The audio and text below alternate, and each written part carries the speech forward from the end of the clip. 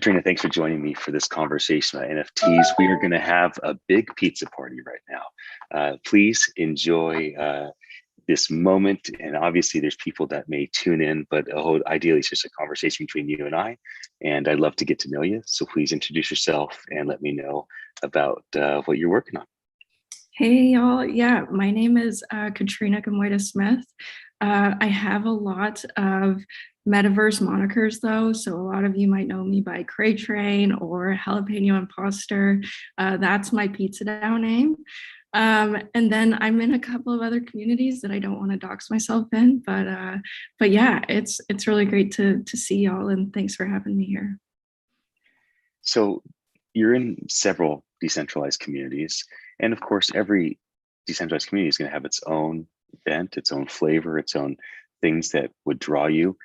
When you're part of a community, what keeps you going back over and over again? What causes you to lean into one community, and then maybe something that people could learn from? What causes you to maybe lean away from other communities? What is the magnetism, and what is the thing that kind of maybe is not so attractive when it comes to these communities we're building in Web3?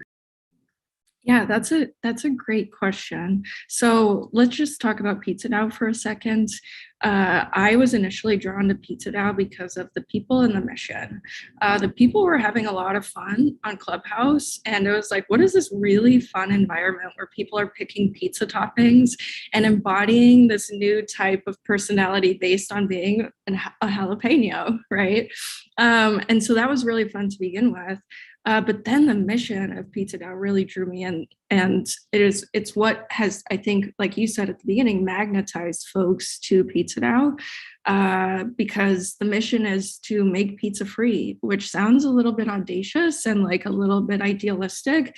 But when you think about what Web3 technologies have done, even just in the last 6 months, right, it's not too far-fetched to imagine we have the tools within us to maybe make pizza accessible for everybody. Pizza DAO wants to make the first open source franchise, which is what I'm going to be talking about at NFT NYC. But those types of things have kept me really interested. And what I would say about communities that maybe I don't vibe with, or, maybe I push away from a little bit, is when folks start to, what I love about Web3 is like the decentralization, the fact that everyone can contribute as much or as little. What I don't like about certain communities is this toxicity that shows up when folks are like, oh, I'm in charge, or I contribute the most and so I should lead, or my voice is the most important. I think what we're trying to do in Web3 is say everybody's voice is important, no matter how you show up, right? You should all have a seat at the table. And so communities that start to create maybe hierarchical organization, which is just a natural human behavior, I think, that we're trying to learn how to break down. Those ones I try to shy away from, because I really, truly am trying to shift my kind of personal paradigm towards more of a decentralized model. I don't really want to talk in detail at this, but I'll just make this statement. I often hear people be like, yeah, it's some dude's ego that ruined everything. I don't know if it feels like it's the same struggle for women coming in and trying to take control. I don't want to generalize everything, but I do find that the openness of women taking leadership roles in these DAOs, it maybe is the bright spot in the longevity of it all. You mentioned the pizza franchising, like, right, the open source franchise. Can you talk about the technology and how that would kind of perpetuate over time? What would be the kind of platform that would allow this to thrive? It's a great question, and one that we've wrestled with since the beginning of Pizza DAO, right? We've been around since February, and we started to ask ourselves, okay, what could the models look like? So if you take an example like Nouns DAO, right? Nouns DAO has sort of an infinite treasury that will keep coming in, right? Their treasury is valued, I think, maybe at like $41 million. I'm not sure, don't quote me on that, but it's very high, right? And it's only been around for a short period of time. So if you could imagine something like that keeps revenue coming in, and imagine it was for a charitable cause, right? Imagine that your DAO's treasury went to something like that, right? That's an interesting play. We at Pizza DAO are currently exploring with a couple of pizzerias of like what it might look like to build out the fractal, which I'll talk a little bit about in my presentation at NFT NYC. But what does it look like to prove out the template, right? In my presentation, I talk a little bit about Blockbuster Video and how the first franchisee scaled to 2,200 shops within a year because he proved the fractal, right?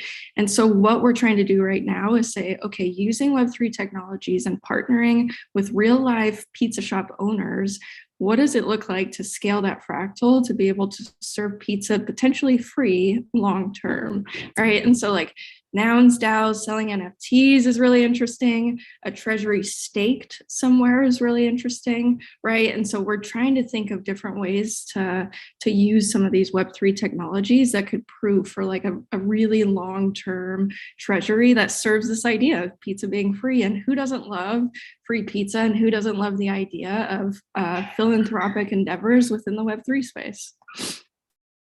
When you think long term, like if I say to you NFT 2024, and you think over the course next 2 or 3 years, not predicting what will be, but what are you driving towards? What are you hoping for that will be developed in the next couple of years in this environment? Gosh, that is a great question, because as I'm sure others have remarked or shared, time in the NFT space is like one day is the equivalent of like 3 months. And so sometimes you look back and you're like, oh my goodness, that was 4 days ago. I thought it was 4 months ago. And so imagining ourselves 2 years from now is actually a little bit overwhelming. But I really do like the idea of us moving. You know, I think the profile picture projects have been great for general awareness of the space, but I really like the idea of us moving back towards this like, there's so much that we can think about, right? We're back to like the original like internet web 2 days, right? Where it's like the world is our oyster, what can we imagine to build? And that's where I hope we are in 2024, is like just shock and awe of like I wasn't even thinking about this when I was so excited about my Cool Cat or my Bored Ape, right? I was so excited about this profile picture project, but I wasn't even thinking about how we could disrupt traditional banking systems with Web3 treasuries or staking mechanisms, or I wasn't even thinking about open source franchise models that could span and disrupt the entire restaurant industry, right? That's where I hope we are in 2024. That's not to dog the profile pic movement. It's more so to say like, this has been really great for gaining momentum in this space. Now let's remind ourselves of the transformative possibilities and energy that lives within this tech. And let's start to revisit some traditional paradigms and find ourselves really disrupting them. And so that's, for me, I am like truly a disruptor. And so the idea of just like continuing to disrupt traditional paradigms and institutions, that's where I'd like us to be in 2024. You know, that might seem a little bit audacious because it's only 2 years from now, but like we said, or like I said, one day in the NFT space is like a week in the traditional space, right? And so it's like things can move very fast in 2 years. When you said that, I agreed with you. I thought that we had said it. Yeah. So one nice thing is I think so many of us are on the same page. Final question, Times Square, everybody's gathered up from NFT NYC. You have all the billboards. What's a message that you'd say to the whole community if you had their attention? Oh my goodness. I mean, I would want to say we are going to make it, right? Like the traditional WAGMI. But what I would want to say is like persevere, like absorb this energy like a sponge and take that back to the drawing board and just let your creative minds create, right? We are disruptors, we are future makers. And so feed off of this energy and let it carry you through NFT winter and through the dips and the spells that we might have. And just allow yourselves to be creative and create in the season. It's a big billboard, too many words, but we just have to adjust the font a little bit. Yeah, maybe like take over 3 billboards. Exactly. Well, for anybody watching us live or sees the archive, thank you for your attention. My name's Ian Utility. I'm one of the co-producers at NFT NYC, and it's a great honor to be able to interview people like you, Katrina. So thanks for jumping in, and I look forward to hearing you speak at our event next week, and I'll see you in New